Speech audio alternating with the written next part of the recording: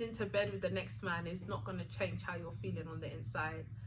Jumping into bed with the next girl, it's not going to change how you're feeling on the inside. Been there, done that. Yeah, didn't work. I'm here to tell you it doesn't work. It doesn't go away. It's momentary pleasure, if it even lasts that long. Mom, please don't watch this.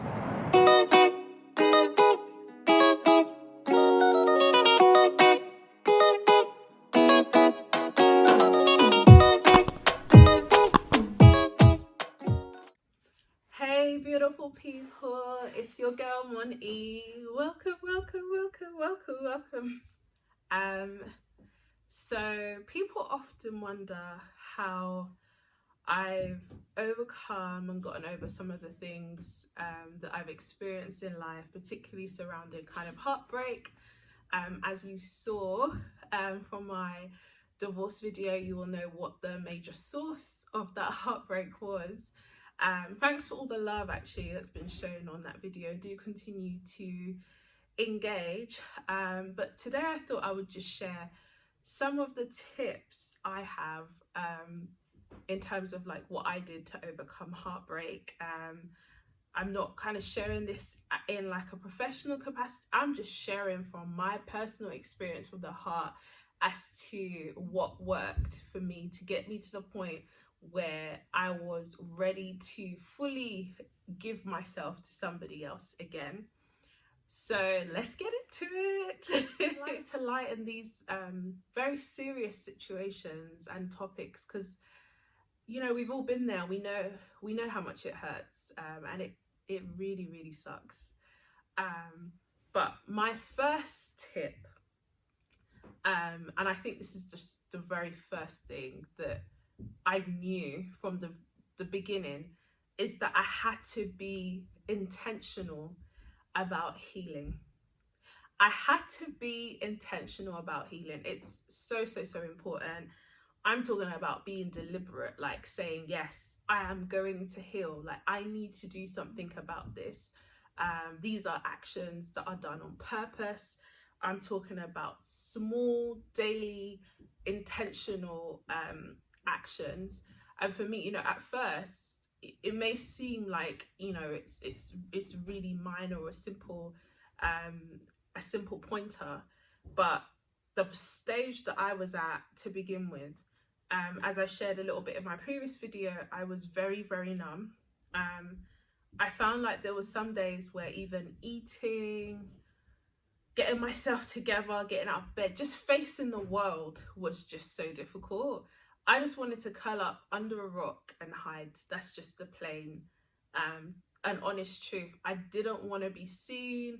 I was carrying so much shame. I didn't want to face anyone because I was always worried that that topic would come up. I just wanted to just hide from the world and just disappear and let my shame disappear with it. So when I say that, you know, you have to be intentional, I'm talking about some of the actions where I'm talking about daily intentional actions, where as little as getting up and getting dressed. Getting dressed, I have this thing about look good, feel better. Like literally pouring water is a healer. Pouring water on my body, cleaning myself up, putting myself together a little bit did wonders for me. Like that was the first step. So it may just be that I set myself like a goal that, okay, today I'm going to get dressed, I'm going to put on a little bit of makeup and get myself out for a walk. Like I just knew that each day I had to be intentional about exactly what it was that I was going to do. My second tip, as I've shared, I'm a woman of faith. At that time, this was like a massive blow to my faith. I didn't know who I was looking for someone to blame. That's just the plain and simple truth. I was looking for someone to blame, and that person was God. I was like, God, why did you let me go through this? Why did you let me do this? How have I ended up here? I was just looking for everyone to blame but myself. But my second tip before I waffle on is to not underestimate the power of prayer. I think for me, at times, it seems as if we are praying to a God that doesn't hear us. But I'm just here to say God is not dead. He's still very much alive and present. He's still very much working on our behalf. And I think at times when things don't happen the way we expect it to happen, we can always see it as like a punishment. It feels like the end of the world. We feel isolated, abandoned, dejected, and alone. And from my experience, I've found that the times in which I've gone through the roughest periods of my life have always been the times in which I've learned the biggest lessons about myself and just life. And from that, I've been able to really grow. And that's where the character building comes in. So it hasn't felt like it at the time where, I was going through the storm. But once I get through it, I just feel empowered. I feel victorious. I feel like I've grown, and that's where like the character comes in. So I don't know if you're a person of faith or what you believe in, but for me, praying, and I think it links nicely into my third point, which is that repressing emotions will only cause you to implode and act up. So I think it links to my point about prayer, because for me that was my outlet. That was the way of bearing my soul, like sharing, speaking out everything that was on the inside of me, the bits that didn't sound pretty, the bits that I was ashamed of, the bits that I didn't want anyone to know, like actually giving it some language. It didn't stay inside anymore. And I need to tell you this, because honestly, as I said before in my previous video, for like the first 6 months after we had separated, I was completely numb. So I really was not addressing this. I just pretended like life was still normal. I went to work, I was about my money, getting that bag, like traveling, doing what I'm doing. I was still present, still attending. I just acted like nothing had happened. And obviously by that point, like it hadn't necessarily been confirmed that this had happened. Our immediate circles knew, but it hadn't traveled wider. So I was still able to keep up appearances here and there.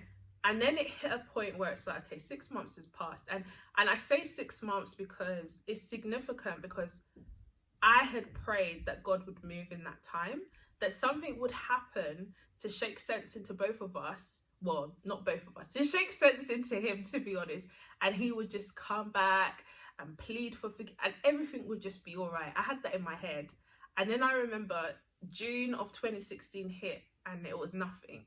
And that's the point at which I had like a massive breakdown, panic attack. It was ugly. It was ugly. And then I did what most people do, which is to be like, I'm not going to let nobody see me like that again. I'm never going to let anybody hurt me like this. No one's going to have access to my heart to have me, like, the pride kicked in. I was like, no. I hardened myself, got myself gathered up, whatever little pride I had left, gathered myself up together. And from there, I just became so hardened. And my initial intention was just to be kind of hardened with men. So I was never going to allow a man to play me like this again. I have to laugh. I was ready. I was armed. You know when someone is armed? I was armed. I was ready for war. And I'm talking about, there's no sweet talking. In fact, if you like, wine or dine me, I'm here to receive. But in terms of having access to this heart again, it was not going to happen. It was just not going to happen. And I thought that I could keep that under control and just be specific about who I wanted to be hardened to. But the fact of the matter is, those emotions, all I was doing was just suppressing those emotions and imploding and imploding and imploding until, you guessed it, I exploded. And it was ugly. It impacted it impacted a lot of people it shouldn't have. Good people who came into my life around that time, serious men who were intentional about dating, my close friends who had supported me. And it took one of my close friends breaking down and crying because she no longer recognized me as a person. this friend that she loved, that she cherished, that she, you know, was there for throughout, became this person that had become so callous and hardened towards everybody. And I think this is somebody who doesn't cry often, and it took her breaking down in my front room for me to realize that I had become somebody that I didn't recognize. And this is why I say like, you have to be intentional about healing, because oftentimes when it comes to forgiveness, yes, a person has wronged us, but this healing journey is our responsibility. Like, it really is. There comes a point in time where you can no longer blame the other person. Yes, we can say this person has caused us harm, this person has hurt us, but I definitely believe that healing is our responsibility. And so, you know, I just saw my life spiraling out of control, doing things that, you know, I never would have even considered beforehand. And so repressing emotions will only cause you to implode and act up. And that comes on to my fourth point, which is that negative feelings and thoughts need to be appropriately addressed. You can't ignore it. It's not good enough. You can't ignore it. There's only so long that you can go on pretending that you're okay. You know the truth. God knows the truth. You can put on a mask and hide to everybody else. Eventually, those signs will start to show, and people who truly know you will be able to tell that something is wrong. Like, we have to take an appropriate course of action to get the help that we need when we need it. We have to be mindful of negative self-talk. It's a killer. It's honestly a killer. Negative self-talk is a killer. Like, honestly, I was having a conversation with someone, and the person said, imagine if we spoke to others the way we speak to ourselves. I'm just gonna pause there and have a sip. Imagine if we speak to others the way we speak to ourselves. Would we even have anyone in our circle? Like, we need to address negative self-talk. And that was something that was so important in my healing journey, because the biggest issue for me is that it wasn't about so much what he had done, but more about me and what I had done and how I ended up in this place. And I kept telling myself that I was damaged goods over and over again. So I was acting like I was damaged goods. I was behaving like I was cheap, because I didn't see value in myself anymore. You know, I remember one of the things that I had always said, you know, that I didn't want to be in a situation where I had certain criteria, and then all of a sudden it's like I'm willing to date anybody, because I'm like, I just want anybody who's gonna accept me at this point. And this is the danger of like negative self-talk, negative thoughts, negative feelings. They fester. You can bury it all you like. You can think you've buried it, but it will continue to eat you up. It will continue to fester. I can't stress enough how important it is to address these things, especially before progressing or going into anything else. Which brings me on to my next point. I believe I'm on number 5. And that's sometimes the biggest hurdle, and I think I've alluded to this already, sometimes the biggest hurdle is forgiving yourself and not the other person. And I've shared a little bit on this already. Like, I was so hard on myself for choosing him, for choosing to give myself to him, for choosing to love him, despite it all, despite all the red flags, all the signs, everything that happened. Why did I pick him? Why did this happen? Why did I go through with it? Why didn't I back away? Why didn't I call off the engagement? We had broken up so many times while we were together. Why didn't I allow that to just be it? Why did I keep pursuing this? And why did I make a mockery of God's institution? Listen, if you know me, you know that for the longest time in my life, like, I feel like I just lived in a bubble where everything was just rosy. I'm a fairy tale kind of girl. Like, everything was just like, I love a good love story. I love a happy ending.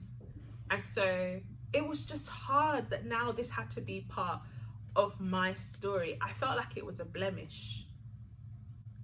It wasn't so much about forgiving him for what he had done, or forgiving, you know, people who backstabbed me in the process. Or listen, I got a good story time coming on this one. This one I'll be messy for. There's people that I've been waiting to call out.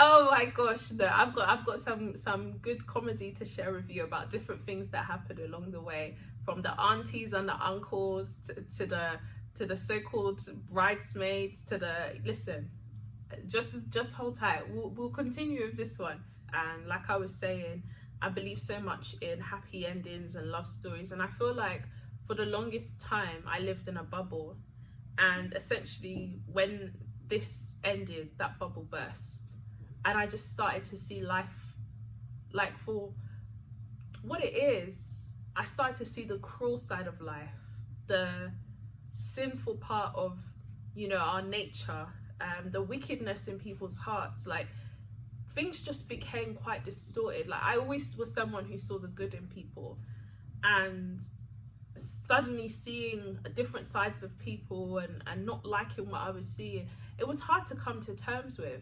But the biggest thing that was, you know, really difficult to overcome and embrace was just what I saw when I looked in the mirror. And, you know, I felt like a failure. I felt like I had let a lot of people down, let myself down, let God down. And so forgiving myself was the hardest part. Brings me on to my 6th point, which is, this is not really tips. This is more reflections or points on my journey. I hope it's making sense and you're following. But the 6th point is that it takes time. It takes time. You have to give it time. Jumping into bed with the next man is not going to change how you're feeling on the inside.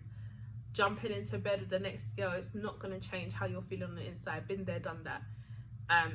Yeah, didn't work.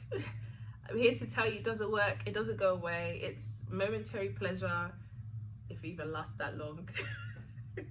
Mom, please don't watch this. Okay.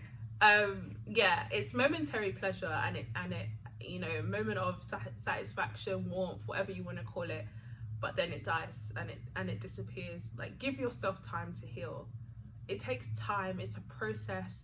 It's a journey. It's not instant. It's not like an instant revelation. It's like, yes, I'm healed, glory, hallelujah. Like, it's not like that. It's not like that. It really takes time. And, you know, there's gonna be times when you make progress and, you know, you feel like, you know, you're on top of the world, and then maybe you'll have a memory or a thought, or you'll bump into, you know, someone from his family or her family, or, you know, like you'll see people, or someone, listen, someone will make a remark. I'm talking from experience. There's gonna be times where you feel like you're on top of the world, you're making so much progress, you know, things are going well, and then there's that person, that uncle, that auntie that will come with that comment, and then suddenly you feel like you're back to square one.